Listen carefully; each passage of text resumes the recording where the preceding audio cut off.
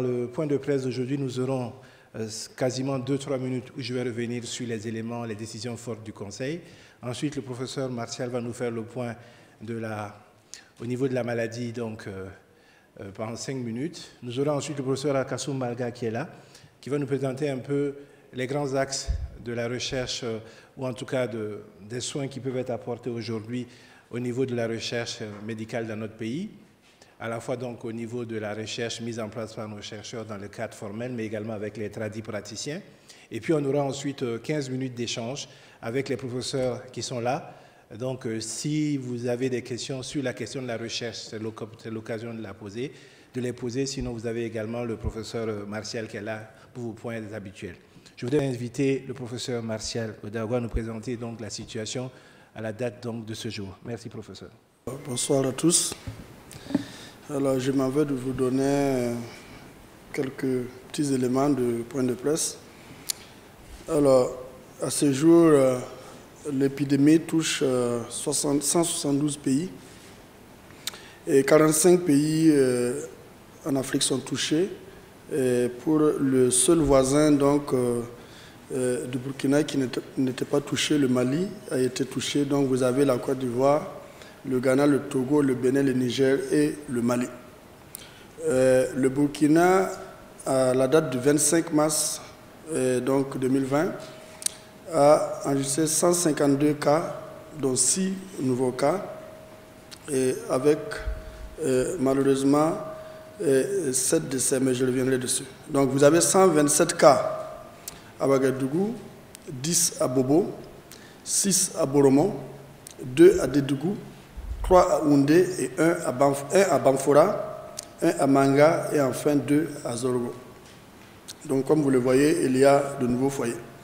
Et donc au total, nous avons 52 femmes qui sont touchées et 100 hommes. Les décès sont donc au nombre de 7. Alors, je voudrais revenir sur les 3 derniers décès parce que les 4 autres, vous le saviez déjà. Il s'agit donc d'un homme de 59 ans, donc porteur d'une HTA, donc, qui est rentré dans un tableau de détresse respiratoire et qui est décédé.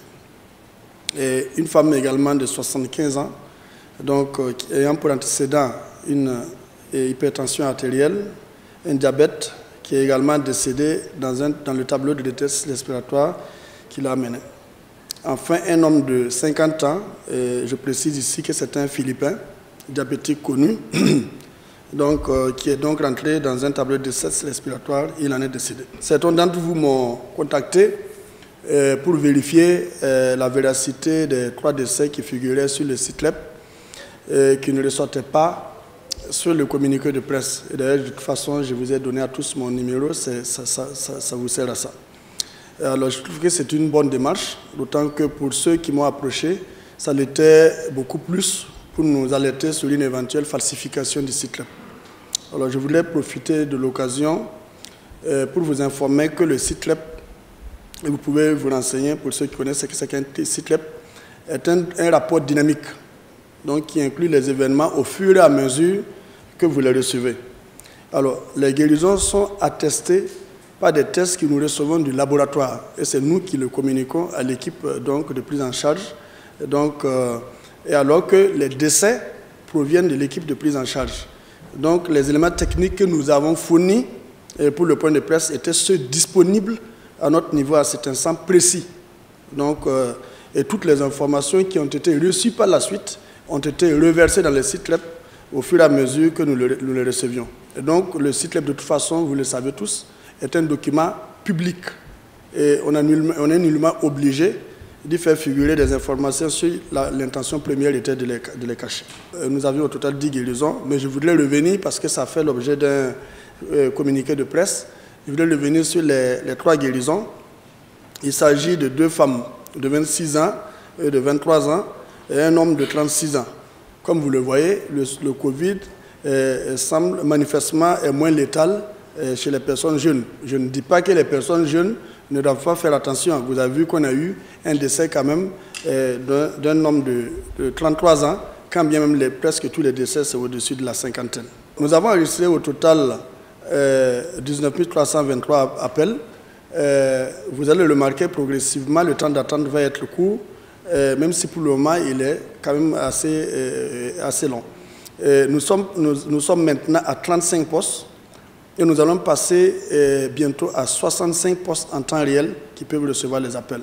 Nous avons vu au total 746 personnes contacts qui sont suivies, donc dans le but de circonscrire l'épidémie. Et donc ça fait 15 personnes donc, par binôme par jour. Et donc nous avons désinfecté quand même quelques sites. Il y a les locaux du ministère du Commerce, 2 cliniques, 2 infirmeries de la Caisse nationale de sécurité sociale, des ambulances et enfin 26 domiciles. Nous avons réalisé au total 356 tests pour 152 résultats positifs. Mais je voudrais peut-être attirer votre attention sur le fait que, par exemple, quand vous prenez les résultats du 24, nous avons 81 échantillons qui ont été testés pour 35 positifs. En fait, je crois qu'il y a un abus de sollicitation lié à la psychose. Et généralement, quand les gens sont dans cette psychose, ça fait que bon, quand les équipes sont assez fragiles, on glisse facilement vers les tests. Donc il faudra peut-être que vous soyez peut-être un peu indulgent quand on veut d'attendre. Parce que quand on est obligé de tester 81 échantillons pour avoir 35 positifs, ça veut dire que le tri n'est pas très bien fait. Mais je pense que c'est lié à la psychose. Donc voilà un peu ce que j'avais à vous dire. Je vous remercie. Je voudrais profiter de cette occasion pour remercier et féliciter mon collègue Rémi qui travaille d'arrache-pied dans ce contexte difficile. Remercier également ma collègue ministre de la Santé, le professeur Martial Ouedraogo, pour tout ce qu'ils font. Et vous dire également que chaque membre du gouvernement, à son niveau de responsabilité, prend des initiatives pour apporter des réponses. C'est dans ce cadre-là que le ministère de l'Enseignement supérieur, de la Recherche scientifique et de l'Innovation a mis en place donc, une commission ad hoc. En fait, on avait déjà un instrument que nous avons activé. Il s'agit du Haut Conseil national de la Recherche scientifique et de l'Innovation qui a été installé en décembre 2018 et qui a eu sa première session donc, ordinaire en décembre 2019. Ce Haut Conseil est présidé par son Excellence, Monsieur le Premier ministre, et en tant que ministre de l'Enseignement supérieur, j'en suis donc le premier vice-président, et le ministre de la Santé est le deuxième vice-président. Et donc, parmi les instruments de ce Haut Conseil-là, il est prévu de mettre en place 9 commissions spécialisées.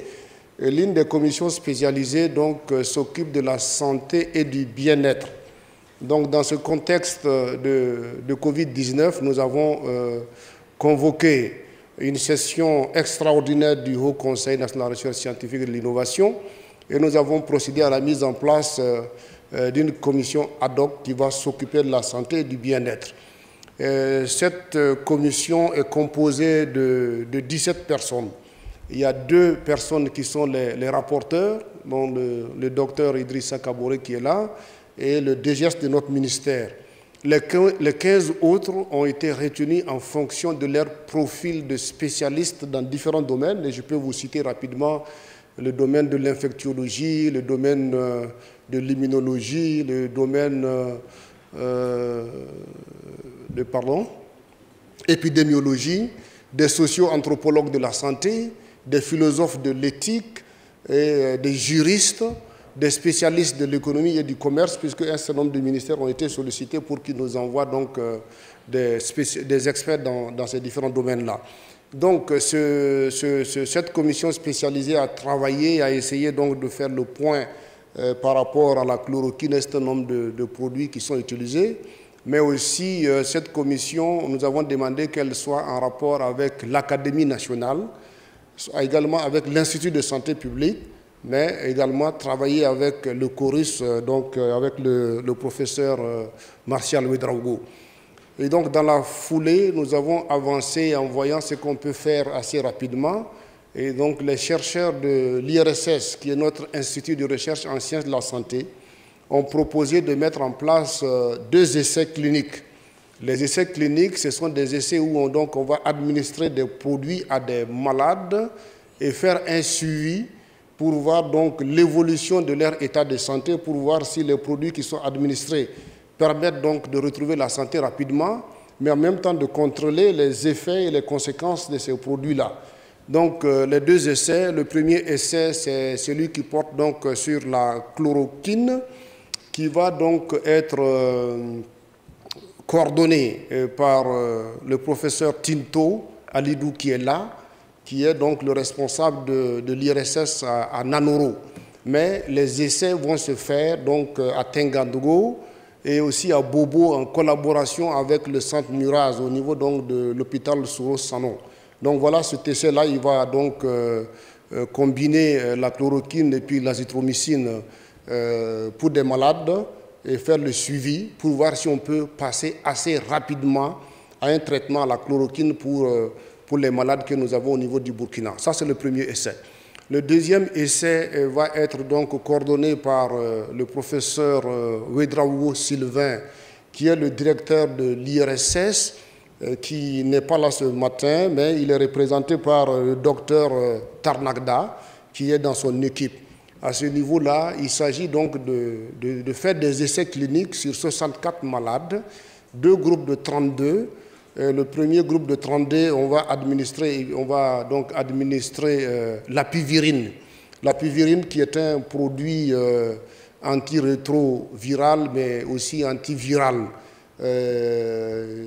C'est des phytomédicaments qui ont été développés au niveau donc, du Bénin. Et lorsqu'il y a eu les premiers cas, il y a des malades qui ont eu recours à l'apivirine qui est venue du Bénin.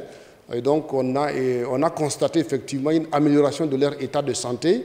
Mais pour passer à une utilisation massive de ce produit-là, on a décidé de mettre au point donc, un essai clinique qui va nous permettre donc, d'aller sur un groupe avec l'apivirine et un deuxième groupe avec la chloroquine. Donc, vous voyez, les 2 essais qu'on va conduire, chaque essai va utiliser la chloroquine. La différence, c'est que l'essai que le docteur Ouedraogo Sylvain va conduire va donc tester un phytomédicament. En même temps, son équipe de pharmacologues qui travaille avec beaucoup d'agents de la pharmacopée essaie d'identifier également quelques produits de la pharmacopée au niveau national qu'on va également essayer. Mais pour le moment, les 2 essais vont se contenter de travailler sur la chloroquine avec le docteur Tinto et l'azithromycine, et de l'autre côté sur la chloroquine et l'apivirine. Pour être assez complet sur la question, c'est juste vous dire que par rapport donc à l'apivirine, c'est un essai qui va se faire sur 2 pays, parce que comme le produit vient du Bénin, nos chercheurs ont monté donc le protocole pour l'essai et on a échangé avec le Bénin. Et le Bénin a décidé donc de reprendre le protocole de nos chercheurs pour donc faire l'essai au niveau du Bénin. Donc ça va se faire sur 2 pays, le Bénin et le Burkina Faso, ce qui va nous permettre d'avoir assez de sujets et d'avoir donc des résultats que nous espérons probants pour nous permettre donc de passer donc peut-être au traitement à grande échelle avec la chloroquine et ou donc apivirine et chloroquine. Donc voilà ce que je peux dire par rapport aux essais. Alors nous avons également dans ce processus-là travaillé, évidemment les équipes ont travaillé avec le professeur Martial Ouedraogo. Je dois vous dire que pour ce qui concerne la chloroquine, donc il va être l'investigateur principal au niveau donc de Tengadogo pour l'essai conduit par donc le docteur Tinto Alidou. Je les appelle docteurs, mais ce sont des professeurs titulaires. Mais dans notre jargon, quand vous êtes chercheur, on vous appelle toujours docteur. Mais ce sont des directeurs de recherche. Donc voilà assez rapidement les essais que nous allons dérouler.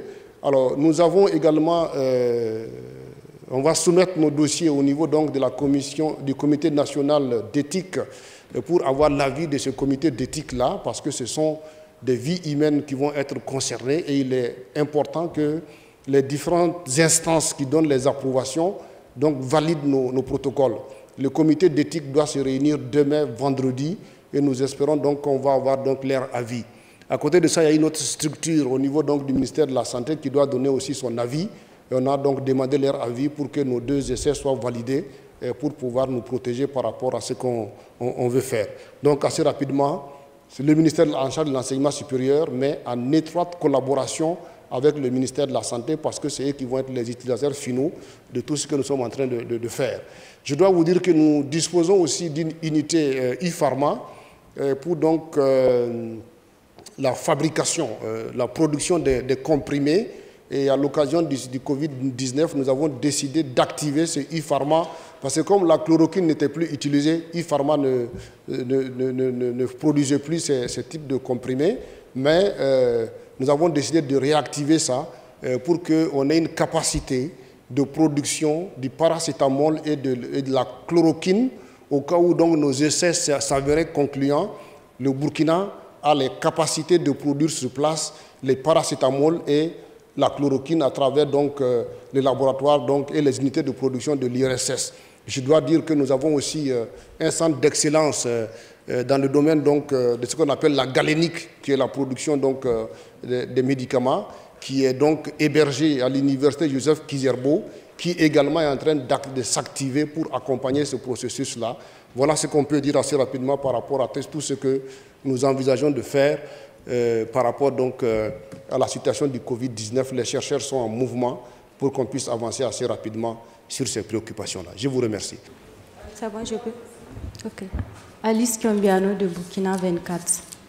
Je voulais demander au professeur, actuellement, la capacité en termes de lits et d'appareils respiratoires à Tengango.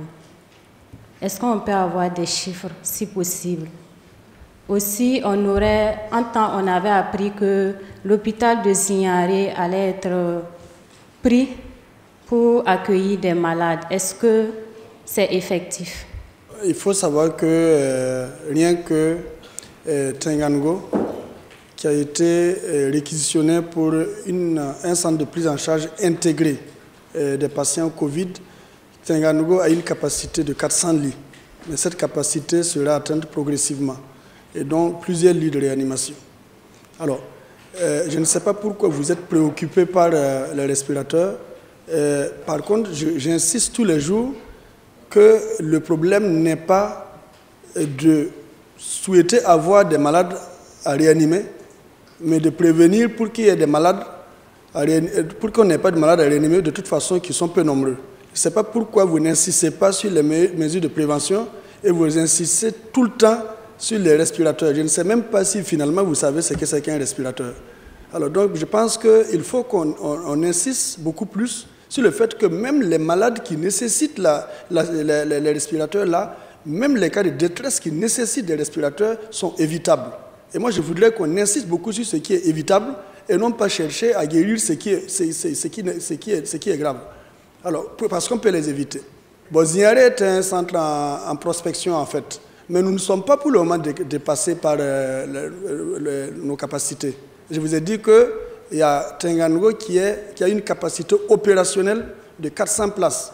Et même les ailes que nous utilisons, nous ne les avons même pas encore comblées. Et de toute façon, c'est un centre qui est prévu pour assurer une prise en charge intégrée du Covid. Parce que nous disposons de tous les services. Parce qu'un malade Covid, par exemple, peut se casser le bras. Une femme Covid peut venir pour accoucher. Un malade Covid peut bénéficier d'une dialyse, etc. Donc Tengango offre suffisamment d'opportunités pour cette prise en charge intégrée. Ne vous inquiétez pas, nous ne sommes pas débordés. Merci professeur, je suis Arsène Kondita-Amné de la télévision BF1. Récemment, il nous a été rapporté le cas d'une personne qui a été infectée et selon ce que sa femme disait, c'est que quelques jours après, quand l'information a été rendue publique, il y a pratiquement tout le voisinage qui a déménagé carrément pour éviter d'être contaminé. Alors dans ce cas, on se demandait, est-ce que ce genre de stigmatisation, par exemple, ne pourrait pas peut-être éventuellement décourager certaines personnes qui ont peut-être des symptômes et qui peut-être sont infectées et qui aimeraient se faire dépister, mais à cause de toutes ces stigmatisations-là, peut-être cachent encore les symptômes. En ce moment, quel message on a d'abord pour ces personnes peut-être qui ressentent les symptômes et qui ont peut-être peur d'être stigmatisées, et quel message aussi on a à l'endroit de toutes ces personnes qui ont peut-être peur, ce qui est déjà normal, mais qui ont vraiment peur des personnes qui sont infectées parce que, comme on le voit, il y a déjà des cas de guérison et il y a un bon nombre de personnes qui arrivent à se rétablir juste après avoir été infectées. D'abord, je ne sais pas par quel mécanisme les voisins ou le quartier ont su que le malade était Covid. Nous annonçons les résultats aux malades. Nous n'annonçons pas a priori aux voisins ou au quartier. Maintenant, c'est peut-être à la famille de savoir gérer l'infection et leurs résultats.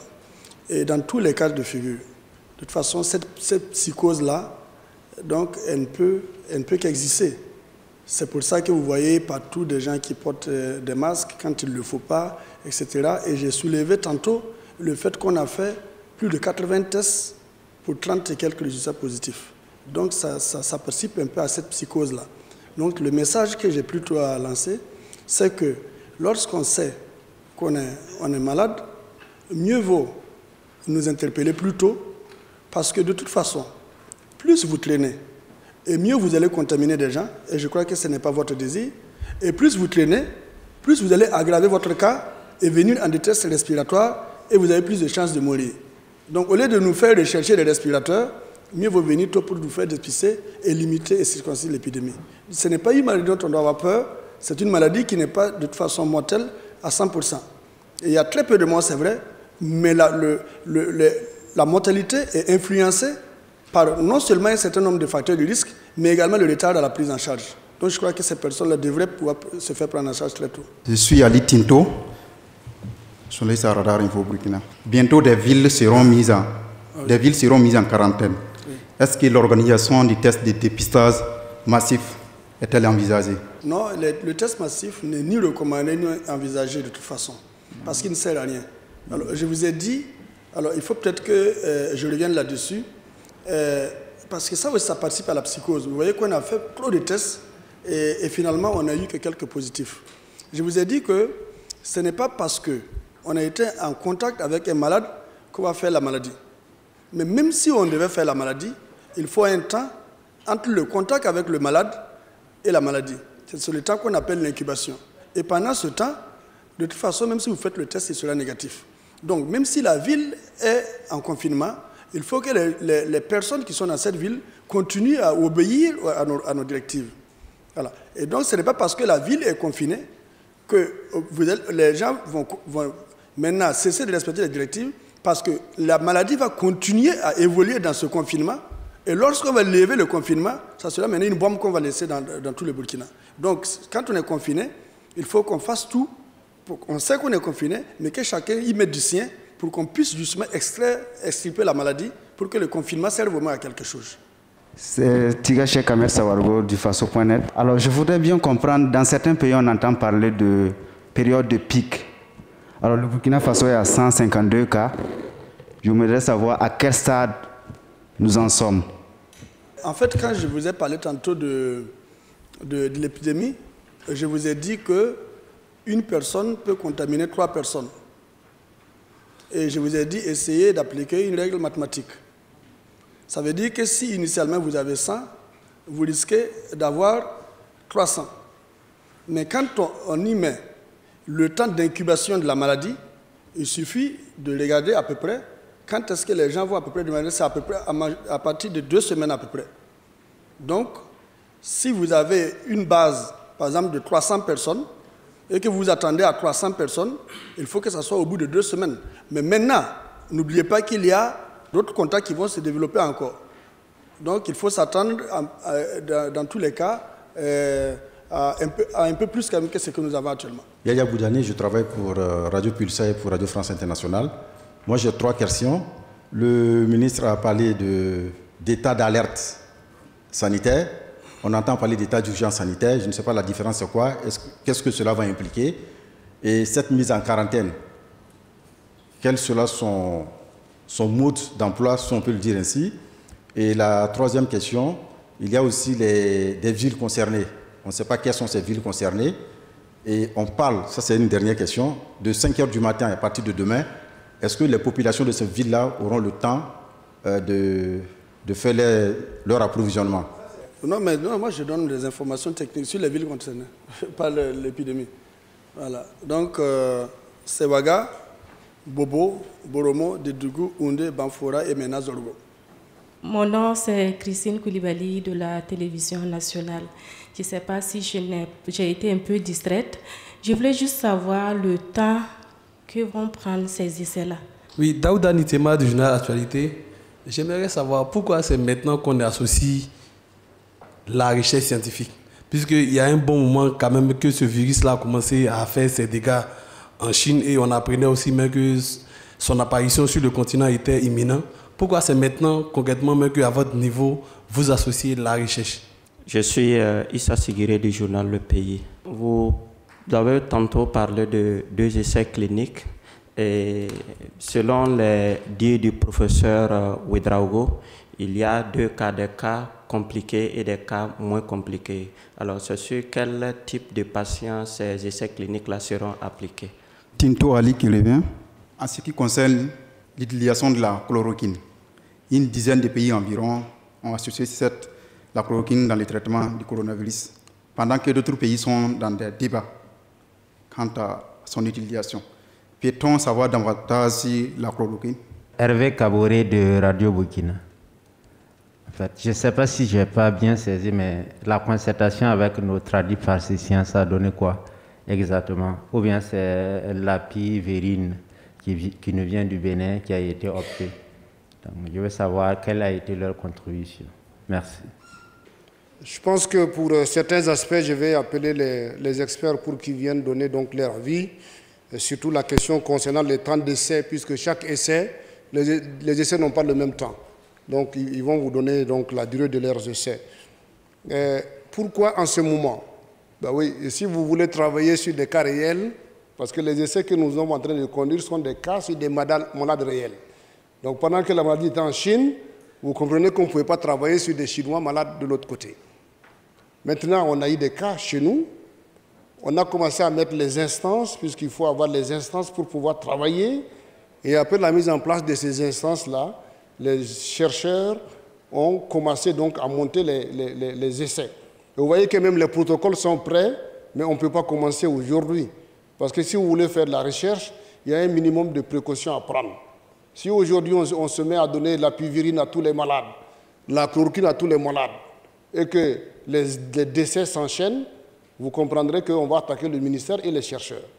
Donc c'est pourquoi ces essais doivent d'abord passer devant des comités scientifiques pour être validés. Dans les différents niveaux centres, on a des comités scientifiques. Après avoir validé ceci, on est passé devant le Haut Conseil national de la recherche scientifique pour qu'eux aussi valident. Et après cela, il faut prendre l'avis du comité d'éthique et toutes les instances qui doivent accorder donc, des autorisations pour qu'on puisse avancer. Et je vous dis que le comité d'éthique, c'est demain. Donc ça fait qu'on commence tardivement, mais comme on dit, mieux vaut tard que jamais. Je pense qu'ils ont la capacité d'accélérer le processus et on va essayer d'avancer autant que faire se peut pour avoir des résultats probants. Donc voilà pour cette question. Les types de patients, ils vont le préciser. Parce que, vous savez, comme il a dit, le taux de mortalité n'est pas aussi élevé. Hein? Et donc, les cas graves pourraient nécessiter qu'on passe à la chloroquine. Mais l'expert qui travaille sur la question va le dire. Celui qui a un cas grave, avec des risques très élevés de mortalité, il est plus facile pour nous de dire qu'il faut le mettre sur chloroquine parce que de toute façon, il court beaucoup déjà avec la maladie. Et le fait de le mettre sur chloroquine lui donne encore un peu plus de chances peut-être de survie. Donc l'expert va expliquer tout ceci, mais ils ont des critères de sélection et avec donc, le CORIS, ils feront le travail pour pouvoir donc, prendre les patients en fonction donc, de ces critères-là. Sur la chloroquine, le docteur Tinto va encore intervenir sur la question. Par rapport aux tradis praticiens, j'ai signalé que apivérine, c'est un phytomédicament, donc tradit praticien venu du Bénin. Alors ce matin, on nous a signalé qu'on a une dame qui est dans la pharmacopée, qui a signalé 2 produits au niveau de l'IRSS. Et donc le ministère a donné instruction aux chercheurs de l'IRSS pour l'écouter, identifier donc précisément ces produits dont elle parle, et passer donc, s'il était nécessaire, passer aux essais donc, avec les produits proposés par cette dame qui, semble-t-il, a des produits qui sont très souvent très efficaces. Donc, on a une équipe de pharmacologues qui va s'occuper donc d'échanger avec elle et de faire le point par rapport à ces propositions. Et si c'est nécessaire, d'autres essais vont être engagés par rapport donc à la proposition que la dame a eu à faire donc au niveau de l'IRSS. Voilà assez rapidement les questions auxquelles je souhaite répondre. Je vais demander donc à Dr Tinto et ensuite à Dr Tarnagda d'intervenir sur ces préoccupations-là. Et le président pourra donc compléter si c'est nécessaire. Merci, Monsieur le ministre. Je vais directement aller pour répondre à la question relative à la durée de l'essai clinique. Alors, je pense que le ministre a répondu en partie à cette question en vous décrivant tout le processus qu'il y a à suivre au niveau des instances nationales pour faire valider ces protocoles-là, parce que c'est vrai que la situation est urgente, mais il ne faut pas perdre de vue la démarche méthodologique qu'il existe dans le domaine des essais cliniques, où on doit respecter des principes qui sont appelés les principes de bonne pratique clinique. Alors, nous espérons que les protocoles seront validés la semaine prochaine, et à l'issue de cette validation, immédiatement, nous allons entrer en phase d'essai clinique avec le recrutement des premiers patients, éventuellement dans la semaine du 6. Alors, comme la situation est urgente et grave, nous avons entrepris de mettre en place une approche méthodologique, dynamique et évolutive. Ça veut dire quoi? Ça veut dire qu'on ne va pas attendre la fin effective de l'essai clinique avant d'analyser les données à mi-parcours pour voir si on a des tendances générales qui se dégagent en faveur de l'utilisation de ces médicaments. Donc, il est prévu que les 30 premiers patients que nous allons recruter dans les différents bras, parce qu'on aura 3 bras, on va tester un groupe avec la chloroquine, un groupe avec la chloroquine plus l'azithromycine et un groupe contrôle. Après les 30 premiers patients dans ces 3 groupes, si les tendances se présentent de façon positive en faveur de l'utilisation de la chloroquine, nous allons alerter l'autorité pour que des décisions soient prises. Maintenant, pour répondre à la question des cas graves ou des cas simples, il faut dire que dans notre essai, nous allons inclure essentiellement des cas simples, parce que vous savez qu'il y a une question d'éthique ici. Et dans le cas du Covid, il faut savoir que lorsque vous êtes dans un tableau de gravité, votre risque de mourir varie entre 70 et 80%. Et dans notre jargon, on parle de traitement compassionnel. Donc, on peut faire un usage compassionnel d'un médicament pour lequel on soupçonne que ça peut marcher, même si on n'est pas sûr, dans ces cas de figure, parce qu'il faut faire le rapport risque-bénéfice. Et dans ces cas graves-là, le rapport est clairement en faveur de l'utilisation du médicament. Et donc, dans l'essai clinique, nous allons utiliser la chloroquine plus l'azithromycine de façon systématique dans les cas graves. Et les cas simples, maintenant, seront testés dans le cadre de l'essai clinique. Merci. En ce qui concerne donc l'essai sur l'apivirine, c'est une étude qui va durer au total 8 semaines, mais avec 14 jours de suivi de chaque patient qui sera inclus dans l'étude. Donc, avec un premier contrôle à J7, parce que nous estimons qu'après 7 jours de traitement, on peut évaluer l'efficacité du traitement, à savoir donc la négativation à l'examen du coronavirus. Et le traitement peut se suivre jusqu'au 14e jour, où on va faire un second contrôle pour voir l'efficacité. Ensuite, les types de patients, nous allons donc prendre tous les cas, à l'exception faite des patients qui seront incapables d'avaler les médicaments, et ceux aussi qui auront donc des pathologies qui contre-indiqueraient donc notre médicament. Donc, voici un peu les 2 catégories de patients et aussi la durée du traitement. Il faut noter que l'apivirine est un médicament qui est longtemps utilisé, ça fait plus de 20 ans, qui a montré donc son efficacité sur plusieurs familles de virus, donc le virus de la grippe, éventuellement le virus donc de la rougeole et le virus donc de la poliomyélite. C'est un médicament donc sans qui nous plaçons un grand espoir et qui puisse être une alternative face donc aux insuffisances que pourrait présenter la chloroquine. Merci, je vous remercie. Je voulais simplement attirer l'attention des uns et des autres que la commission ad hoc qui a été mise en place sous le Haut Conseil national de la recherche scientifique et de l'innovation est une commission multidisciplinaire, comme M. le ministre l'a dit tout à l'heure, qui intègre des spécialistes en sociologie, en anthropologie, mais également en économie de la santé. Nous avons aussi des juristes, en plus des épidémiologistes, santé publiciens, immunologistes et autres microbiologistes.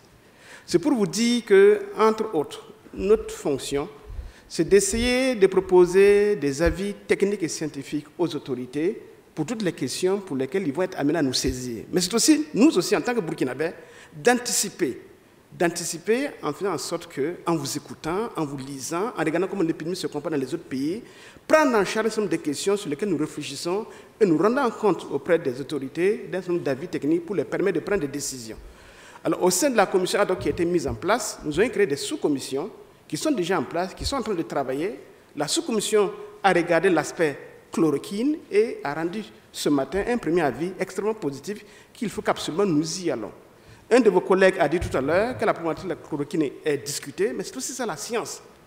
Si c'est discuté, vous comprenez pourquoi nous gérons dit, nous n'allons pas nous appuyer seulement sur les résultats de l'extérieur pour nous lever, courir sur nos malades et faire du n'importe quoi. Nous avons dit à nos spécialistes cliniciens de mettre en place absolument des essais cliniques pour voir comment nos malades vont se comporter par rapport à la chloroquine.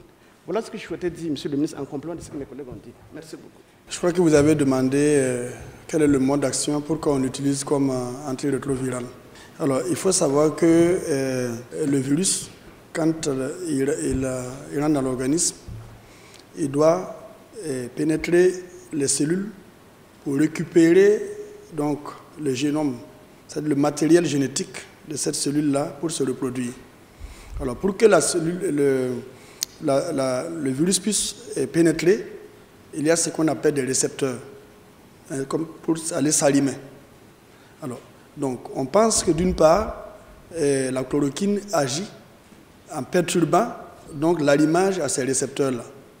Également, même s'il arrivait que le virus arrive à rentrer quand même, on pense qu'également, la chloroquine, par un certain nombre de mécanismes dont je ne reviendrai pas ici, arrive à perturber la récupération de notre matériel génétique pour se faire produire. Alors, ceci étant, pendant que la chloroquine perturbe le développement du virus, l'organisme aura le temps de développer des défenses pour pouvoir combattre ce virus-là afin de ne pas se faire dépasser. Parce que c'est juste le temps qu'on donne à l'organisme pour pouvoir se débarrasser du virus. Donc c'est pour ça qu'on dit que chez les malades où on a donné la chloroquine, on remarque que la virémie, c'est-à-dire quand on recherche le virus, que la virémie baisse sensiblement au bout de quelques jours. Donc, chemin faisant, l'organisme développe des défenses et finit donc par tuer ce virus-là et puis ne pas se faire dépasser. Donc, voici un peu comment agit la chloroquine. C'est juste pour être assez complet par rapport aux actions qui sont entreprises par le ministère. Et dire que quand vous avez posé le problème des équipements, les problèmes des tests et tout ça, que le ministère de l'Enseignement supérieur a fait une requête au niveau donc, de l'Agence internationale de l'énergie atomique pour demander donc, des appuis pour le Burkina. Et ce matin, nous avons eu donc, des avis favorables et des ordres d'achat qui vont nous permettre donc, de bénéficier d'équipements de laboratoire et de bénéficier, vous avez parlé des respirateurs, vous avez bénéficié aussi des kits de diagnostic et de tests. Et donc, très bientôt, on va avoir la livraison de cet équipement que l'AIEA va nous accompagner donc, à avoir. Vous avez aussi posé quelques questions par rapport au comportement et à la stigmatisation. Et comme je suis sociologue, c'est pour vous rassurer que c'est dans l'ordre du normal qu'il y a des réactions comme ça. Mais comme dans l'équipe, nous avons mis des socio-anthropologues de la santé, des gens qui savent que, en fait, les rapports à la maladie, du point de vue social, il expose très souvent les gens au risque de contamination. Parce que si vous n'avez même pas peur de la maladie, si vous ne comprenez même pas comment ça fonctionne, si vous continuez à vivre votre vie comme si de rien n'était, eh bien, vous prenez des risques pour vous-même et vous prenez des risques pour toute la société. Et c'est pour cela que dans cette commission ad hoc, nous avons donc des socio-anthropologues qui sont en train donc de mobiliser la communauté des socio-anthropologues de la santé au service du ministère de la Santé et nous accompagner à faire de la sensibilisation avec des communicateurs, nous accompagner à dire aux gens comment ils doivent se comporter. Nous sommes des sociétés avec des rapports sociaux assez distendus, où les gens vivent plus dehors que dedans, où nous sommes dans ce qu'on appelle toujours dans une solidarité mécanique, qui fait que eh bien, dans la journée, si on ne voit pas son propre frère, on est malade, si on ne voit pas ses amis, on n'est pas content, et le confinement, ça devient quelque chose qui pèse sur les personnes. Mais il faut leur expliquer que c'est un mal nécessaire et qu'il faut accepter de couper les réseaux sociaux et les tissus sociaux pour pouvoir donc préserver la communauté par rapport donc à ce Covid-19-là. Mais ça, c'est le travail qui va être fait par les experts socio-anthropologues qui sont au sein donc de la commission ad hoc, et je pense qu'ils seront d'un appui assez important pour nous accompagner socialement à rompre la chaîne de transmission. Parce qu'il y a le travail que les médecins peuvent faire. Les médecins se tuent à faire leur travail. Mais si socialement, on n'accepte pas de respecter un minimum, le travail du médecin, il va être là, mais il ne va pas nous permettre d'être sauvés. Donc c'est l'appel que je vais lancer. Et les nouvelles mesures qui ont été prises, il faut le comprendre dans ce sens-là. Il faut que le gouvernement prenne ses responsabilités en matière de rupture de la chaîne de transmission. Et c'est pour l'intérêt de notre pays et l'intérêt de l'humanité. Je vous remercie. Je vais juste peut-être rappeler les mesures, parce que je pense qu'elles sont importantes. Ça me permettra de répondre à la question qui avait été posée par Yaya. Je pense que nous avons un code de la santé publique qui, à son article 66, je l'ai retrouvé, dit que la déclaration à l'autorité sanitaire, article 66 plutôt, en vue d'enrayer tout danger de propagation de maladies transmissibles, il pourrait être pris un décret sur proposition du ministre chargé de la Santé instituant l'état d'alerte sanitaire dans une localité ou une région. Dans ce cas, les mesures obligatoires d'hygiène et de prophylaxie sont appliquées dans une période déterminée et renouvelable au besoin. Et l'article 78 dit que l'organisation de la lutte contre les épidémies et les endémies sera déterminée par voie réglementaire. Ça permet donc de couvrir l'ensemble des mesures que nous allons prendre, qui peuvent aller jusqu'à la réquisition des hôtels, afin justement d'apporter des solutions à la question notamment du confinement d'un certain nombre de cas de contact. Donc, les villes sont connues. Je rappelle que le décret va porter un certain nombre d'articles.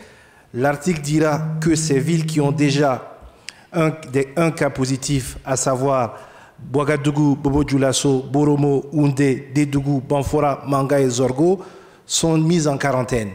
Un autre article dira que toute autre localité où un cas sera testé positif sera immédiatement mise en quarantaine, et les gouverneurs auront charge donc de mettre à œuvre cette quarantaine-là. Moi, je voudrais savoir en termes clairs, la mise en quarantaine, est-ce du confinement? À quoi ça rime finalement la mise en quarantaine? Personne ne rentre, personne ne sort. Quelles sont les implications? Et ça rentre... Oui.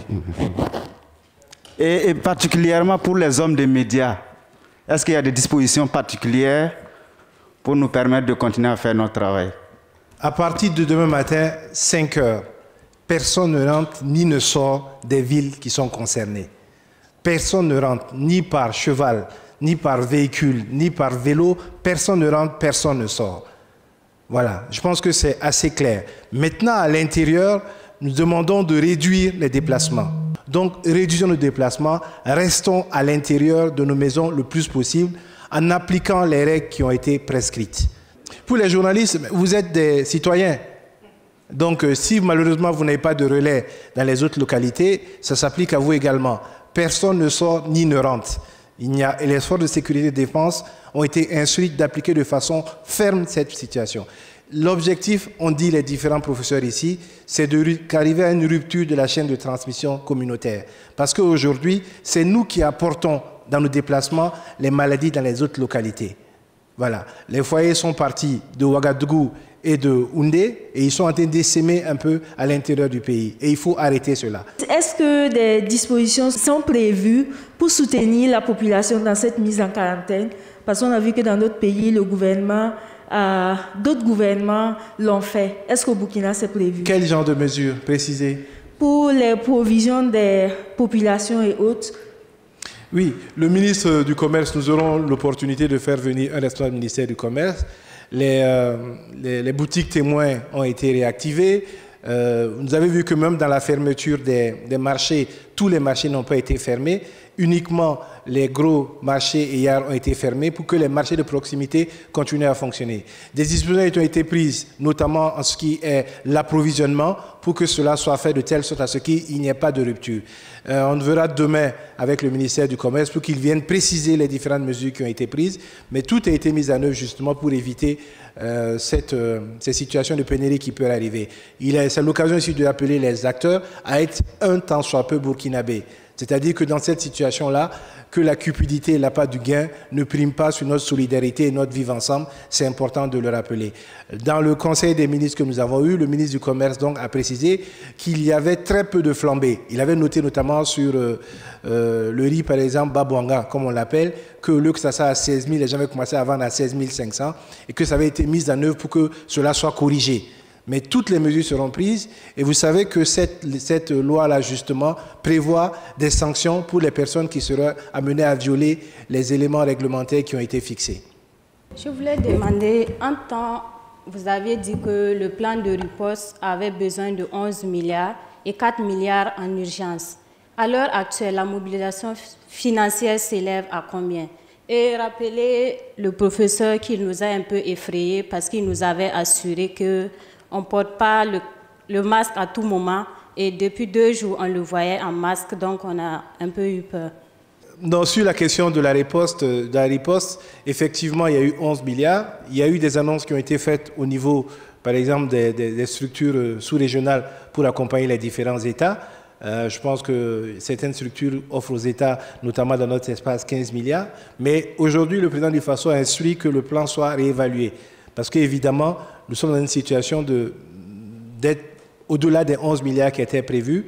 Les projections ont été faites pour un certain niveau. Aujourd'hui, nous sommes largement en train de dépasser celles-là. Sur ce qui est de la mobilisation, je pense qu'il y a déjà à peu près 4 milliards de francs CFA qui ont été mobilisés. Ça correspondait à ce qui avait été demandé, notamment dans la partie immédiate.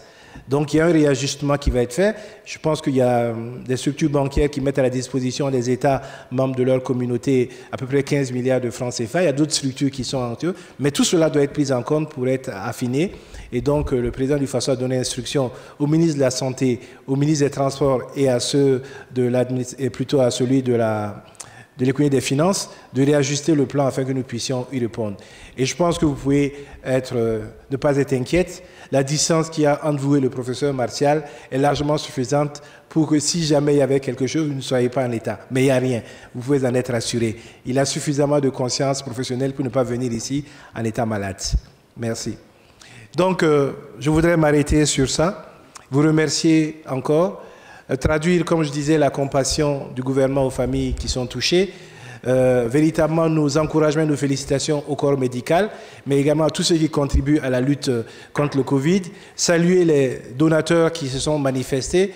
À cet effet-là, donc, il y aura un compte qui va être ouvert par le ministère des Finances afin d'avoir une meilleure centralisation des dons qui sont arrivés, et vous encouragez, vous, organes de presse, dans la communication que vous faites plutôt, afin que nous ayons véritablement ce changement de comportement et cette rupture-là de la transmission au niveau communautaire.